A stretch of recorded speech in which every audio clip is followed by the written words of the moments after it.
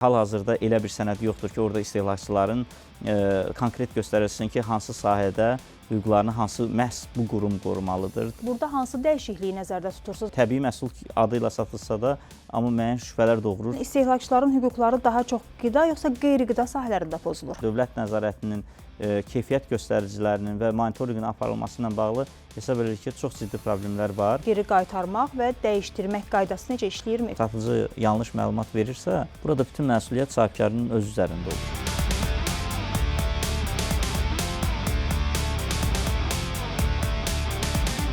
Hər vaxtınız xeyir. Asan TV-də daha bir maraqlı mövzunun müzakirəsi ilə qarşınızdayıq və bu mövzu əslində hər birimizi maraqlandırır. Çünki hər gün alış-veriş edib müxtəlif xidmətlərdən yararlanırıq və bu zaman yalnız bir şey istəyirik – aldadılmamaq. Maraqlıdır, Azərbaycanda istehlakçı hüquqları necə qorunur və bu sahədə mövcud problemlər nələrdir? Suallara vəkil Roman Qaraşov cavab verir. Xoş gəlmişsiniz studiyamıza.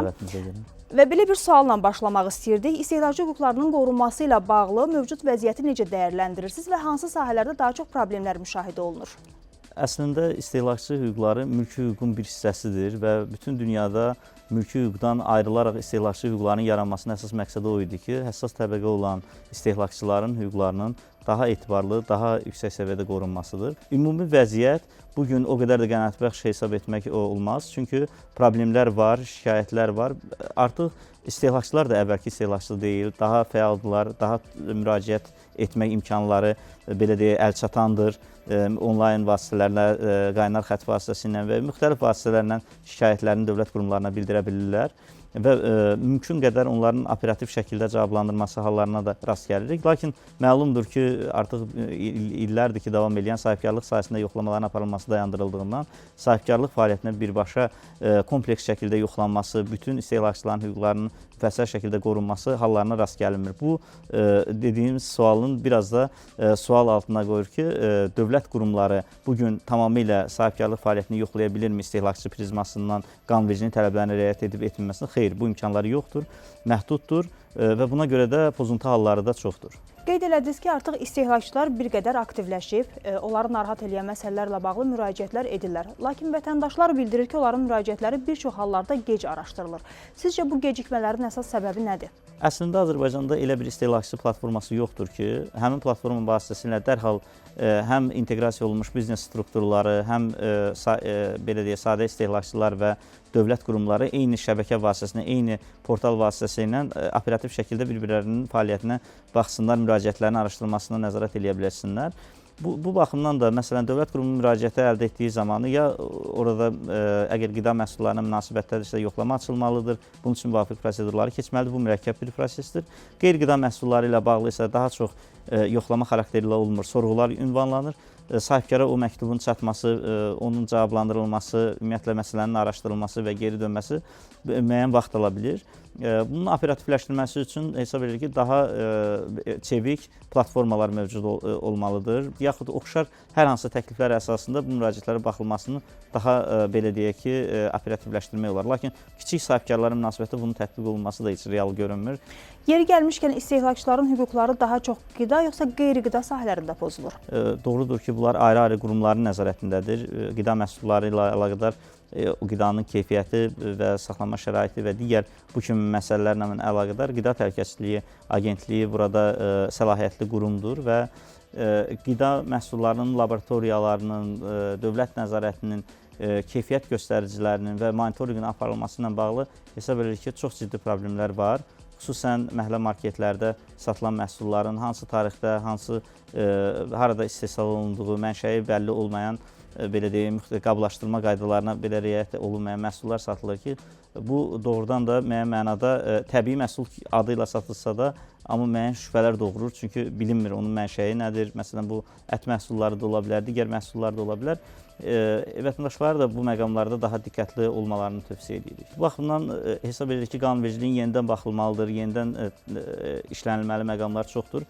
Roman müəllim, qeyd elədiniz ki, qanunvericiliyə dəyişiklik vacibdir. Burada hansı dəyişikliyi nəzərdə tutursunuz və hansı məqamlar əlavə edilməlidir? Orada artıq istehlakçıların hüquqları tam qorunsun. Hesab edirik ki, bugün ən ciddi məqamlardan dünya praktikasında çox geniş istifadə olunan qeyri-hökumət təşkilatlarının istehlakçı hüquqları qorunmasının rolu bir qədər də artırılmalı və kollektiv müraciətlərin olunması, birlik adından müxtəlif məsələlərlə əlaqədar həm məhkəmə müdafiəsi istehlakçılar hüquqları pozuntusu hallarında və ya digər hallarda ümumiyyətlə istehlakçı hüquqları sahəsində bu sahənin tənzimlənməsi üçün qeyri-hökumət təşkilatlarının rolu artırılmalıdır. Çünki dövlət tərəfindən bütün öhdəliyinin özlərinin götürülməsi ictimai təşkilatların, ictimai qurumların rolunun azaldılması anlamına gəlmir. Əslində onların dəstəkverici qüvvə kimi hesab edirik ki, vətəndaşların daha çox yanında ola bilər, daha çox onları həm maarifləndirmə proseslərində, həm ümumiyyətlə konkret hüquq pozuntuları zamanı məhkəmə müdafiəsi, inzibati müdafiə zamanı operativ şəkildə belə deyək ki, bu qeyri-hökumət təşkilatları kömək edə bilərlər.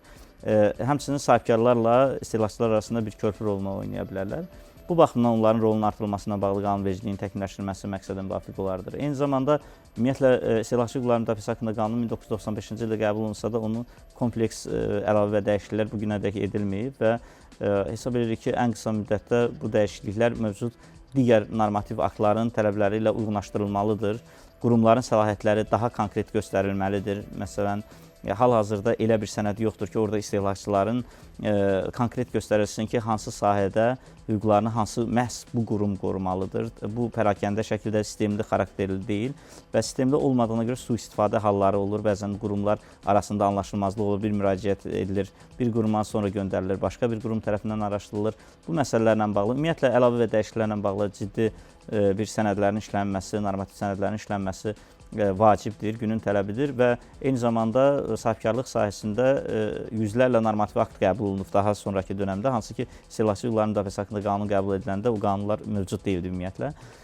Norma yaratma prosesi baxımından onların bir-birinə inteqrasiyası, uyğunlaşdırılması və s. bu proseslər də aparılmalıdır. Çünki qanun bugünkü tələblərə o qədər də uyğun deyil. Lakin əsas kimi qeyd edə bilərik ki, istər BMT Konvensiyasının istehlakçılar hüquqları müdafiəsi ilə əlaqədar, istər Avropa Direktivinin istehlakçı hüquqları müdafiəsi haqqında normativ sənədlərində göstərilən prinsiplər, müddəalar Azərbaycan qanunvericiliyində qorunur. Yəni, prinsip etibarı ilə ana xətt eynidir və qanunvericilik bəzən istehlakçılara Azərbaycan hüquqşünaslığında, Azərbaycan hüquq sistemində elə üstünlüklər verib ki, heç bir sahədə bu qədər üstünlük yoxdur. Məsələn, istehlakçı şikayət edəndə rüsum ödəmədən şikayət edə bilər.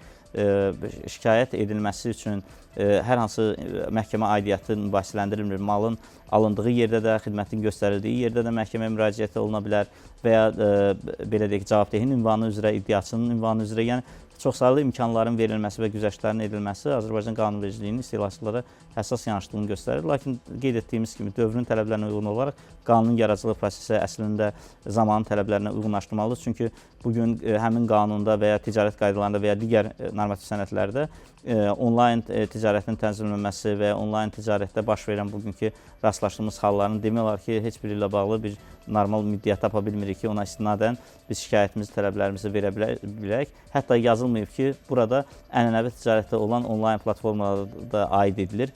O cümlə belə olmadığından cəza sistemi isə o cür işləyir ki, mütləq istinad olmalıdır, dəqiq göstərilməlidir. Yəni, cəza sistemində, inzibati xətalar qanunvericiliyində də göstərilir ki, əgər qanunvericilikdə nəzərdə tutulmursa, qadağan deyilsə inzibati xətalar məcəlləsində inzibati tərkib yaratmır.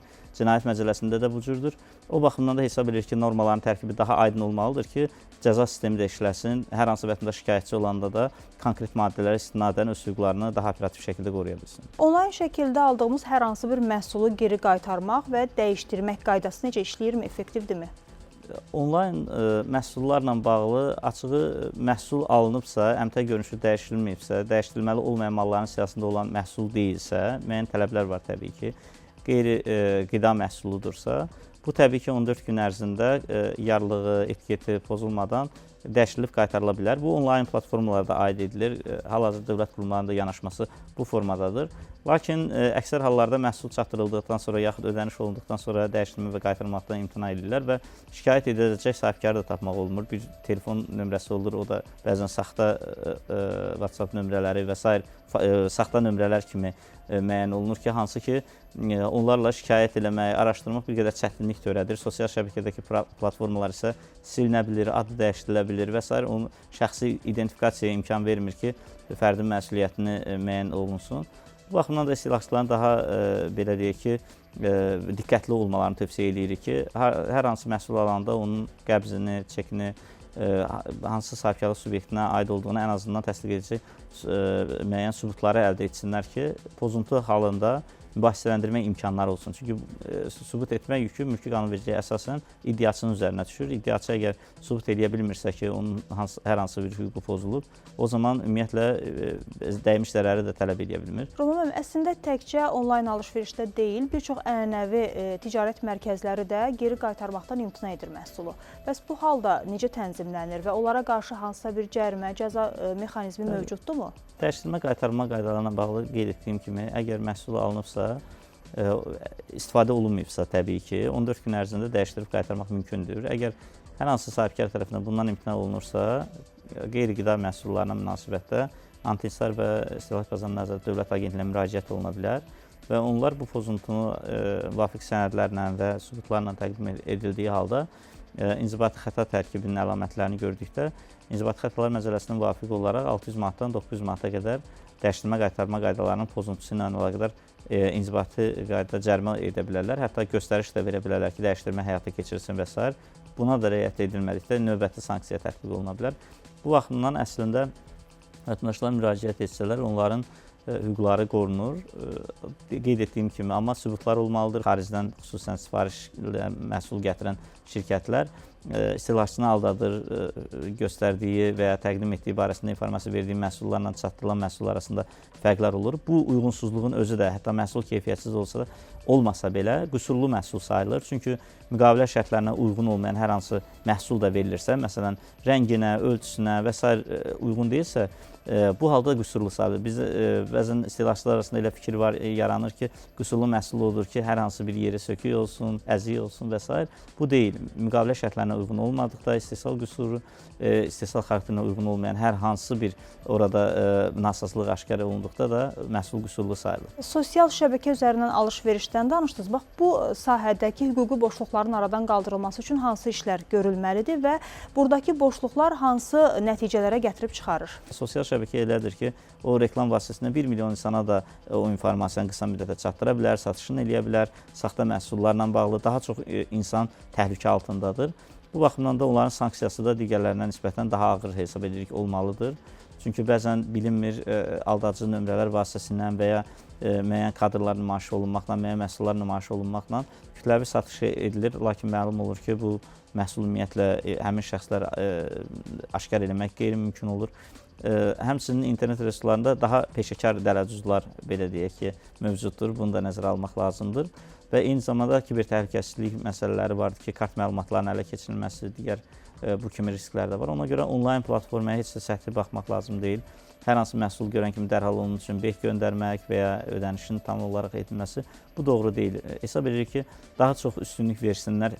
Hal-hazırda ən azından etibar etmirlərsə, ilkin alışı həyata keçirirlərsə, sifarişi versinlər, məhsul çatdırılan zaman yerində ödəniş həyata keçirsinlər, hansı ki, yoxlayıb baxmaq imkanları olsun ki, o məhsul işləkdir, istifadəyə yararlıdır və s. Bundan sonra ödəniş olunması daha hesab edirik ki, az risk daşıyır. Qarşılaşdığımız məqamlardan biri də ondan ibarətdir ki, satıcılar məhsulla bağlı tam və doğru məlumat vermir. Sizcə bu satıcıların bir strategiyasıdır, yoxsa məlumatlı deyirlər, onunla bağlıdır? Xidmət edən şəxslərin bugün maarifləndirilməsi, müvafiq kurslara cəlb olunması, müvafiq sahədə peşəkar vərdişlərinin artırılması istiqamətində peşə təhsili müəssisələri və ya kiçik tədris müəssisələri o qədər də maraqlı deyillər və vətəndaşlar da özünü inkişaf etdirməkdə o qədər maraqlı deyillər. Çünki hesab edir ki, satıcı da bir konkret peşə sahəsidir və o, bu sahəyə uyğun olaraq müəyyən peşə biliklərinə sahib olmalıdır. Məlumat almaq hüququ istehlakçılara münasibətdə ayrıca maddə kimi qeyd olunmuşdur. İnzibati Xətalar Məcəlləsində hətta düzgün informasiya verməyə görə 200 manat məbləğində cərimənin nəzərdə tutmuşdur.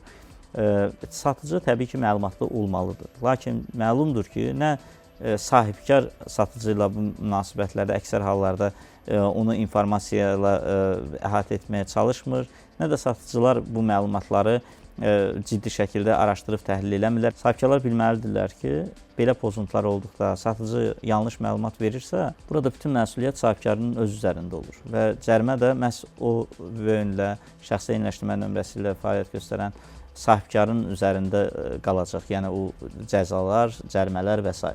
Bu baxımdan da sahibkarın öhdəliyidir ki, hər hansı məhsulu satırsa, onun mənşə ölkəsi, onun xüsusiyyətləri, istifadə qaydaları, keyfiyyət göstəriciləri, sertifikatları, sənədləri barədə məlumatlı olsun. Yəni bu məlumatları da satıcılara ötürsün. Əgər bu qaydalara riayət etməzsə, bu ciddi cəzalarla nəticələnir. İstehlakçının hüququdur ki, doğru düzgün məlumat alsın, sahibkarın vəzifəsidir ki, həmin informasiyalara malik olsun və satıcını da məlumatlandırsın, istehlakçını da məlumatlandırsın. Digər tərəfdən xüsusi günlərlə bağlı ciddi endirim kampaniyaları həyata keçirilir, amma bir çox hallarda endirim kampaniyaları ilə bağlı məlumatlarda da şəffaflıq təmin edilmir. Sizcə bəs bunun əsas səbəbi nədir? Bu ticarət qaydalarında düzgün tənzimlənmədiyi üçündür. Məlumdur ki, hər hansı endirim aparıldığı zamanı heç bir istehlakçı müəyyən edə bilmir ki, 5 gün əvvəl o məhsulun qiyməti nə idi? Məsələn, saxta olaraq bir məhsul qiyməti yaza bilər, onun üzərindən bir xətt çəkə bilər, sonra başqa bir qiymət yaza bilər. Bununla bağlı ticarət qaydalarında əslində tənzimlənməsini biz bu cür görürük ki, məhsulların qiyməti ilə bağlı mütləq məsələn mağazalarda, dükanlarda lövhədə olmalıdır və orada məhsulların qiymətləri öz əksini tapmalıdır, təsdiqlənmiş qiymətləri əks olunmalıdır və dəyişikliklər də ona müvafiq olaraq izlənməlidir. Məlumdur ki, ölkədə ümumiyyətlə qiymət tənzimlənməsi həyata keçirilmir. Yalnız bəzi tariflərlə müəyyən olunan məhsullar istisna olmaqla qiymət sərbəstdir. Liberal bazar iqtisadiyyatında istər məhsulu sahibkar 5 manata aldığı məhsulu 1 manata satar, istər 50 manata satar. Yəni bunun heç bir tənzimlənməsi yoxdur və fikirləşməməlidir. Bəzən qiymət artımı ilə bağlı da elə o fikrə gəlib çıxırlar ki, məsələn, süni qiymət artımı və s. Süni qiymət artımı, belə deyək ki, konkret anti-inhisar qanunvericiliyinin pozulması əlamətləridir və s. Burada da tamamilə başqa prizmadan yanaşır. Lakin sahibkarın bugün məhsulu müəyyən qiymətə artırması və ya azaltması qanunvericiliklə heç bir məhdudiyyət qoyulmur. Yəni o məhsulu bu qiymətə çaşdırmaq üçün bəli o rəqəmlərdə müəyyən manipulyasiyalar edilirsə, budur artıq reklam qanunvericiliyinin pozulmasıdır. Bu da endirim kampaniyası adı ilə məsələn 20% endirim deyir, amma 2 məhsula ona aid edilir. Qalan məhsullarda yenə də əvvəlki qiymətdən də hələ bir qədər baha satılması hallarına rast gəlinir. Daha çox amma yanaşma bundan ibarətdir ki, istehlakçı hüquqlarına bütün dünyada bu cürdür ki, məhsul hansı qiymətə elan olunubsa, o qiymətə satılsın. Yəni, kassa vitrin qiymətlərinin fərqli olmaması, yəni o 5 manata da satırsa, 1 manata da satırsa, onu düzgün elan etsin, təriflərə yol verməsin, manipulyasiya eləməsin və konkret həmin qiymətə də istehlakçı o məhsulu ala bilsin. Endirimlə bağlı bugün demək olar nəzarətsizlik hökm sürür və bəlkə də elə yanaşma bundan ibarətdir. Dediyim kimi, yəni sahibkarın bütün fəaliyyətinə nəzarət olunması da düzgün deyil. Biz də belə hesab edirik. Çünki sahibkarların da hüquqların müdafiəsinə məşğulluq eyni zamanda istehlakçıların.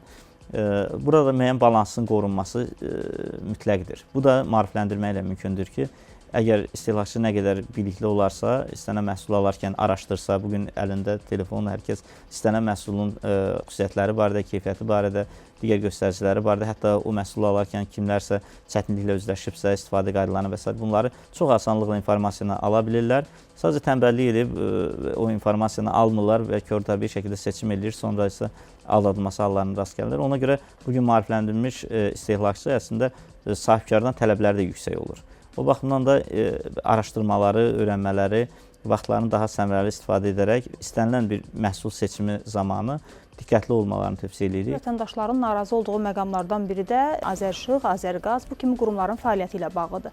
Bu sahədə vəziyyət necədir və real şikayətlər nədən ibarətdir?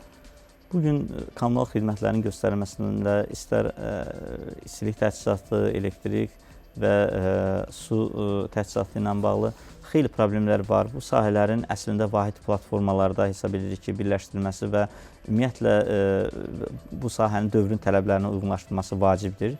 Əgər vətəndaşlar həmin qurumların fəaliyyətindən narazıdırsa, ilk növbədə elə məhz kommunal xidməti göstərən quruma müraciət etsin. Əgər burada da effektiv nəticə əldə edə bilmirsə və kompleks xarakterli pozuntular mövcuddursa, bu zaman Anti-İnhisar və İstehlak Bazarının Nəzarət Dövlət Agentliyinə müraciət edə bilərlər. Çünki bugünkü gündə eyni zamanda xüsusən son dövrlərdə yaşanan yanğınlar, partlayış və digər hallar bir daha onu nümayiş etdirir ki, bu təchizatı həyata keçirən qurumlar təhlükəsizliklə bağlı kompleks iş görmürlər. Məsələn, bugünkü gündə qaz təchizatına edən qurum müəyyən ödənişlərdə necə operativ reaksiyalar verir ki, hər ayın məhz o günü ödənişləri əldə etsin.